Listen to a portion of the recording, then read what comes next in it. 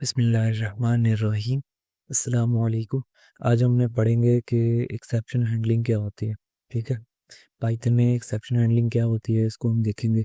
Source code पे चलते हैं। यार आपको ना एक एरर जनरेट करवा के दिखाता हूँ। ठीक है, एरर जनरेट कैसे करवाऊंगा? एरर जनरेट कराने के लिए बहुत आसान है। एक मैंने वेरिएबल में x5 की वैल्यू रखी। ठीक है, और मैं ना इसको डिवाइड करवा देता हूँ। डिवाइड डिवाइड नाम का एक और वेरिएबल बनाया। डिवाइड की जगह कुछ भी नाम रखो, इट्स नॉट मतलब कंपल्सरी। डिवाइड तो मैंने वैसे ही अपनी मर्जी से रख लिया। ठीक है, अच्छा, जरूरी नहीं है डिवाइड करवाने के लिए डिवाइड नाम होना चाहिए वेरिएबल का। ओके, तो ऐसे रट्टा रुट्टा ना लगाने बैठ जाना। जी, अच्छा, मैं चाहता हूँ जी ए को मैं डिवाइड कर दूँ ज़ीरो से। अब आपको पता है कि कोई भी चीज़ ज़ीरो से डिवाइड नहीं हो सकती। ये ज़ीरो का ये डिवाइड का सिंबल है जो मैंने लगाया। अच्छा चलो, इसका मैं ना रिजल्ट दिखाता हूँ, क्या रिजल्ट आया। डिवाइड को प्रिंट करके दिखते हैं। नीचे टर्मिनल में देखो क्या आ रहा है, डिवीजन बाय ज़ीरो एरर। मतलब कोई भी चीज़ ज़ीरो डिवीजन एरर डिस्प्ले हो रहा है ना टर्मिनल में। ठीक है, तो कोई भी चीज़ ज़ीरो से डिवाइड नहीं हो सकती। ओके, राइट, बिल्कुल सही है। अब ये देखो, ये प्रोग्राम क्रैश हो गया ना, कि मतलब नीचे से रेड रेड सा सारा प्रोग्राम बंद हो गया। ओके, हम चाहते हैं अब आपका ना किसी लाइन में मिसाल कर लें। फ़र्ज़ करें कि आपका किसी लाइन में एरर आया है। ठीक है, और आपका वो एरर आया और उस एरर की वजह से एक लाइन नंबर 5 में एरर आया, और लाइन नंबर 5 से नीचे हज़ारों लाइनें और भी लिखी हुई हैं कोड की। अब आप उस एक लाइन की वजह से पूरा प्रोग्राम क्रैश नहीं करवाना चाहते। आप चाहते हो मेरा सारा प्रोग्राम ना बंद हो। जिस लाइन में एरर आया है, मैं उसको कंट्रोल कर लूँ, मैं उसको हैंडल कर लूँ। ठीक है, मेरा पूरा प्रोग्राम ना क्रैश हो, जैसे बंद ना हो जाए पूरा प्रोग्राम, पूरा पूरा सॉफ्टवेयर, पूरी वेबसाइट क्रैश ना हो। ठीक है, उसको मैं कैसे हैंडल करूँ? उसको हैंडल करने के लिए ये एक्सेप्शन हैंडलिंग ना, एक्सेप्शन का मतलब होता है एरर, एरर्स जो जनरेट होते हैं, मतलब उसको उसको एरर हैंडलिंग मतलब हैंडल करना उनको।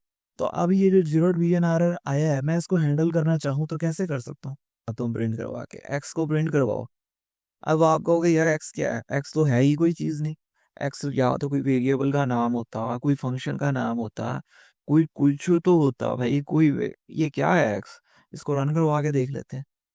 नीचे क्या एरर एरर आ रहा है? X is not defined. मतलब एक्स डिफाइंड ही कहीं पे नहीं है। एक्स का कोई वेरिएबल नहीं है, ना कोई फंक्शन है, कुछ भी नहीं है, तो उसने एरर तो देना ही देना। आप एक्स को क्या प्रिंट करवा रहे हो? या तो आप इसकी स्ट्रिंग में प्रिंट करवाते हैं ना, फिर तो समझता वो भाई ये तो स्ट्रिंग है। ठीक है, अब ये स्ट्रिंग को जब आप स्ट्रिंग के बगैर इन्वर्टेड उसके लिखोगे तो वो उसने तो क्या यही समझना है ना, कि या तो ये वेरिएबल है या फंक्शन है, कुछ है। बट ये तो कहीं पे वो मैंने विदाउट उसके लिखा है, तो ये तो ना वेरिएबल है ना फंक्शन है। इसने तो एरर देना ही देना है। अब मैं इस एरर को ना हैंडल करके दिखाता हूँ कैसे हैंडल करना है इसके। मैं एक एरर हैंडल करना सिखा दूंगा, आप किसी भी एरर को हैंडल करना सीख जाओगे। ठीक है, चलो ठीक है। तो हम लिखते हैं प्रिंट एक्स। ठीक है, हमने सबसे पहले क्या लिखना है? ट्राई। ट्राई क्या है? कीवर्ड है। ठीक है, अभी मैं समझाता हूँ। ठीक है, उसके बाद लिखा हमने एक्सेप्ट। ठीक हो गया, और प्रिंट समथिंग। यहाँ पे मैं उर्दू में लिख देता हूँ, कुछ तो गलत है कोड में, गलती है कोड में। ठीक है, उर्दू में लिख देता हूँ, अपनी मर्जी से इसकी जगह कुछ मर्जी जो मर्जी लिखो। ठीक है, अब अच्छा, अब देखो, आप कहोगे यार ये क्या चीज़ है, हमें समझ नहीं आई। ठीक है, अब आप कहोगे देखो मेरी बात सुनो। ट्राई क्या है? ये कीवर्ड है। ट्राई क्या है? कीवर्ड है। एक्सेप्ट क्या है? ये भी एक कीवर्ड है। एक्सेप्शन हैंडलिंग में एक फंक्शन होते हैं। ठीक है, ये क्या करेगा? ये कहेगा ट्राई के अब जो प्रिंट एक्स है, ये ट्राई ब्लॉक में लिखा हुआ है ना आइडेंटिफिकेशन के साथ, उसकी बॉडी में लिखा हुआ है ना, ट्राई की बॉडी में। तो वो कहे ट्राई के बॉडी में जो कोड लिखा हुआ है ना, इसका मतलब होता है ये कोड को ट्राई करो रन करने की। अगर नहीं होता, अगर कोई एरर है इस कोड में, तो फिर वो एक्सेप्ट वाले ब्लॉक के पास जाएगा। अगर ऊपर वाले ट्राई वाले ब्लॉक में एरर होगा तो एक्सेप्ट वाले ब्लॉक के पास जाएगा। वो कहेगा भाई एक्सेप्ट वाला ब्लॉक तभी ही चलेगा जब ट्राई वाले ब्लॉक में एरर होएगा। ठीक है, तो एक्सेप्ट चला। एक्सेप्ट क्या करेगा? उस एरर को पकड़ेगा और प्रोग्राम क्रैश नहीं होने देगा। और आपने एक्सेप्ट ब्लॉक में जो भी लिखा हुआ होगा, कोई प्रिंट स्टेटमेंट लिखी होगी या कुछ भी लिखा होगा, वो आप उसको डिस्प्ले करवा दोगे। ठीक है, तो अभी मैं इसको दोबारा रन करता हूँ। ठीक है, अब देखो, अब प्रोग्राम क्रैश नहीं हुआ, नीचे टर्मिनल में लिखा हुआ आ रहा है कुछ तो गलती है कोड में। ठीक है, अब समझ में आ रही है कि क्या हुआ कोड को। ठीक है, तो आपका कोड प्रोग्राम भी क्रैश नहीं हुआ और आपने उसको एरर को पकड़ के अपना एक मर्जी का मैसेज डिस्प्ले करवा दिया। ठीक है, ताकि वो प्रोग्राम भी क्रैश नहीं हुआ। ठीक है, उस गलती को, एरर को पकड़ के उसको संभाल लिया। ठीक है, अच्छा, इसको ना एक और तरीके से हम हैंडल कर सकते हैं। आप अगर एरर दिखाना चाहते हैं यूज़र को, आप चाहते हैं कि मैं एरर भी दिखाऊं यूज़र को कि उसने कौन से उसकी गलती है जो उसको एरर आ रहा है, बट प्रोग्राम भी क्रैश ना हो, तो आप अपना ना पोलाइट सा मैसेज दे के और यूज़र को एरर भी दिखा सकते हैं। भाई, ये मैं मैसेज अपनी मर्जी से लिख रहा हूँ, भाई ये गलती है, भाई ये मिस्टेक है प्रोग्राम में। ठीक है, ओके, उसके बाद मैं लिख रहा हूँ, ये मैं एफ स्ट्रिंग बना देता हूँ। एफ स्ट्रिंग का पता है ना, बाहर आप एफ लिख के तो अंदर वो करली ब्रेसिस में कोई भी वेरिएबल उसका लिख सकते हो। अच्छा, अब आपको ये एक्सेप्शन एज ई ये क्या चीज़ है? एक्सेप्ट क्या करता है? ये एरर को पकड़ता है, ये तो पता है ना। एक्सेप्शन क्या है? उस एरर का नाम है, उस एरर का नाम है जो एरर जनरेट होगा। वो एरर कोई भी हो सकता है, वो एक्सेप्शन नाम के उसमें आके स्टोर होगा। अब एज ई मैंने क्यों लगाया? अभी मैंने बताया था ना, अभी मॉड्यूल वाले लेक्चर में अभी, कि अभी मैंने दिखाया कि ई एज ई का मतलब ये कि हम उसको अपना शॉर्टकट बना लेते हैं। अब मैं एक्सेप्शन पूरा इतना बड़ा वर्ड लिखूं मेरे लिए मुश्किल है, फिर मैंने उसको क्या कर दिया, ई बना दिया। मतलब ई का मतलब एक्सेप्शन। ठीक है, सिर्फ इस बॉडी के अंदर। ठीक है, ओके, तो मैं जहाँ जहाँ ई लिखूंगा उसका मतलब एक्सेप्शन लिखूंगा। ठीक है, तो ये मैंने शॉर्टकट से बना दिया। ठीक है, और मैंने नीचे प्रिंट में लिख दिया, भाई ये मिस्टेक है प्रोग्राम में, और कॉलन लगा के मैंने ना, कॉलन लगाना ज़रूरी नहीं है तो मैंने वैसे ही लगाया खूबसूरती के लिए। अच्छा, करली ब्रेसेस में ई वेरिएबल को प्रिंट करवा दिया। ठीक है, अच्छा, अब मैं दोबारा रन करवाता हूँ इस कोड। अब ये देखो क्या प्रिंट हो रहा है, भाई ये मिस्टेक है प्रोग्राम में, name x is not defined. अब ये थोड़ा प्यारा लग रहा है ना प्रोग्राम दिखने में, कि भाई गलती, उसको प्रोग्राम क्रैश भी नहीं हो रहा, पहले रेड रेड हो गया था ना, डर गया था स्टूडेंट। तो इस तरीके से थोड़ा सुकून से हम एरर को हैंडल कर लिया पोलाइटली। ठीक है, अच्छा, एक और तरीका भी है। ये तो आपने नाम लिख दिया ना डायरेक्ट। ठीक है, इस तरीके से आप, मतलब आप किसी भी एरर को हैंडल कर सकते हो।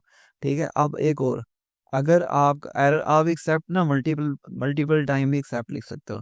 ठीक है, अभी मैं दिखाता हूँ कि कैसे कैसे एक्सेप्ट लिख सकते हो। प्रिंट, ये देखो, एक्सेप्ट नेम एरर। मैं नेम एरर क्या होता है, नेम एरर क्या होता है, नेम एरर ये होता है कि जैसे कि, ठीक है, नेम एरर ये होता है कि उसमें जैसे अब मैंने एक्स डिफाइन नहीं था तो वो नेम एरर था।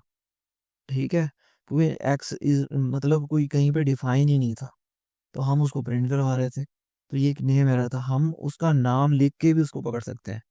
ठीक है ना, ठीक है, ये एक दो होता है ना। अब जैसे एक्सेप्ट एक्सेप्शन एज ई आपने लिख दिया लाइन नंबर 5 पे, तो इस ये तो कोई भी एरर को पकड़ लेगा, चले कोई भी एरर हो।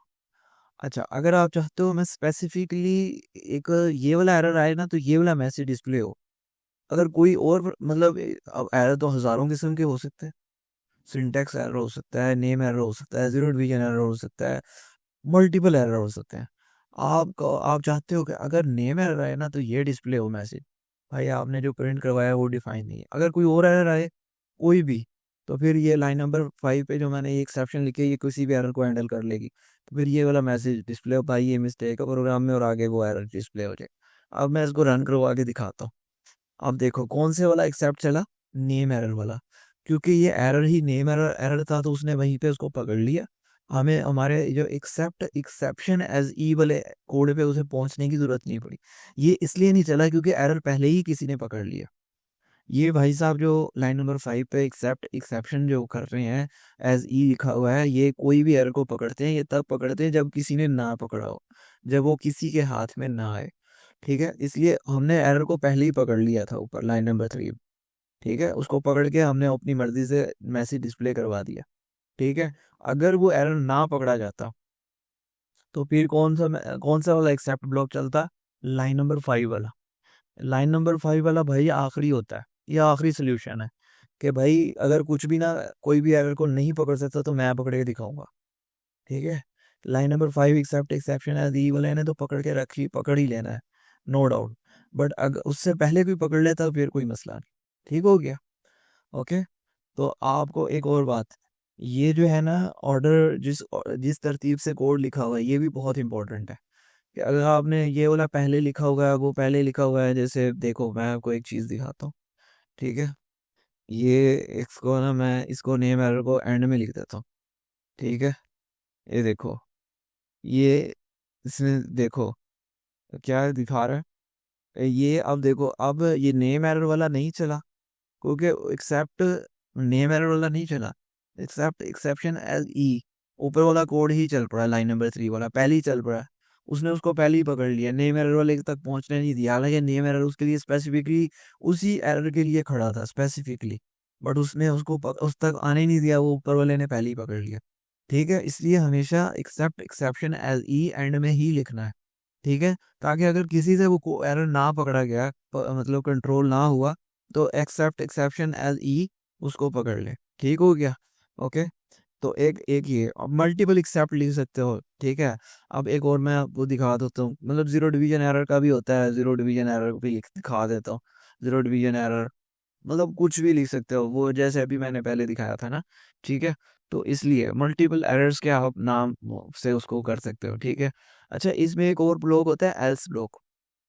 एल्स ब्लॉक, एल्स ब्लॉक क्या करता है? ठीक है, इसमें एल्स ब्लॉक तब चलता है जब कोई भी जब ट्राई ब्लॉक सही चले ना, ट्राई ब्लॉक और कोई एरर ना हो, तब एल्स ब्लॉक चलता है। ठीक है, इसमें मैं लिख देता हूँ भाई सब मस्त चल रहा है। ठीक है। अच्छा, ठीक है, ये तब चलेगा जब कोई एरर ना हो। मैं रन करवा के दिखाता हूँ। अब अभी यहाँ पे कोई प्रिंट हुआ, भाई सब मस्त चल रहा है, नहीं चल ही नहीं रहा, तो एरर आ रहा है, तो मस्त क्या चलेगा? ठीक है।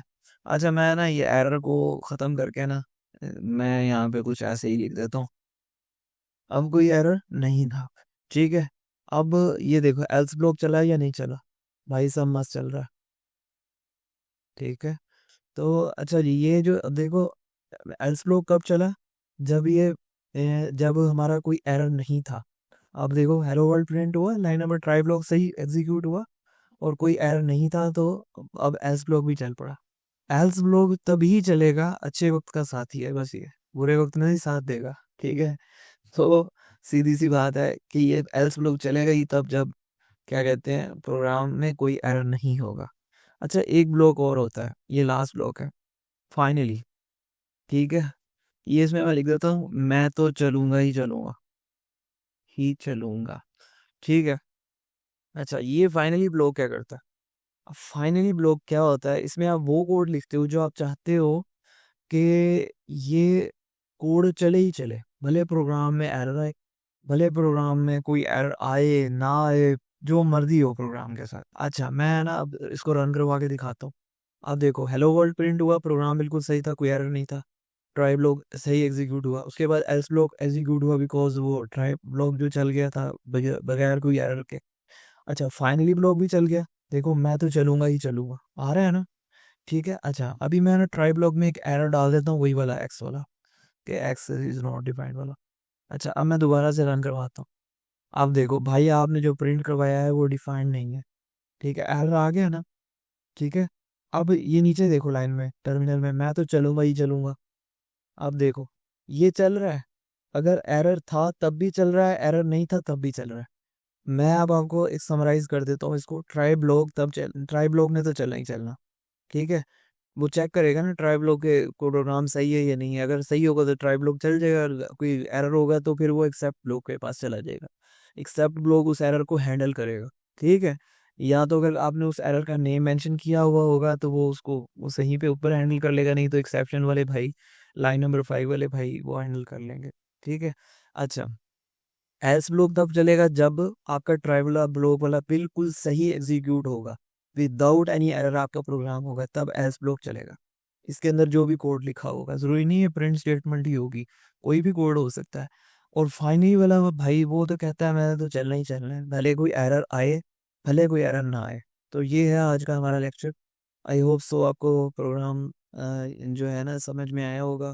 और ये बहुत इंपॉर्टेंट लेक्चर था, exception handling is very very important, क्योंकि जब आपके एरर्स आते हैं उसको आप इस तरीके से हैंडल कर सकते हो, ठीक है, आपको प्रोग्राम भी नहीं क्रैश होगा, ठीक है। तो आई होप सो आपको लेक्चर पसंद आया होगा। अगर आपको लेक्चर अच्छा लगा है तो वीडियो को लाइक, सब्सक्राइब और शेयर करना है, कमेंट्स में अपना फीडबैक देना है। Thanks for watching this video. अल्लाह हाफिज़।